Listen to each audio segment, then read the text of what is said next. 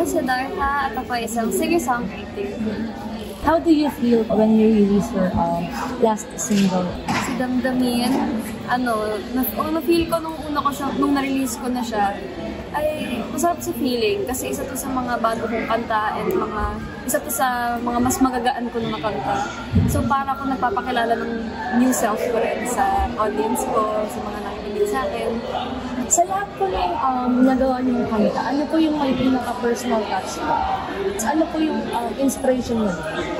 Lahat po, oh my God, hindi po ako makapili ng isang kanta lang na personal. Kasi lahat po sila very personal din sa akin. Lahat sila galing sa mga sarili ko experiences. And ayun. Paano ko po usually nagsusulat ng mga kanta? Like, may personal po ba or like creative na side?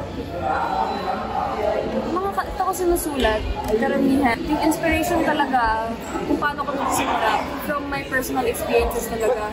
Lahat sila kinukuha ko sa journal ko mismo kasi madami akong mga hinanakit at kung ano-ano sinusulat sa journal ko. So, doon ako humugot ng lyrics and ng emotions. Ano naman po maipapayo niyo sa mga aspiring singer-songwriters na gusto pong sumunod sa iyo pakinto? Sa mga aspiring singer-songwriters, ang masasabi ko lang ay go lang ng go, tuloy lang ng tuloy.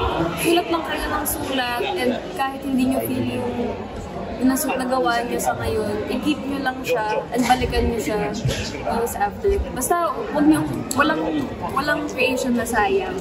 And go lang ng go kahit mag-fail ka ng maraming beses. Ako, elementary pa ako nagtatry. Lagi akong natatanggal sa mga battle of the bands, mga ganun, whatever. Pero ito, unti-unti ko natutupad yung dreams ko. Kaya sana kayo din, huwag kayong panghinaan sa kahit anong fail. Lastly po, please promote po your social media po kung saan po namin maririnig din. Okay.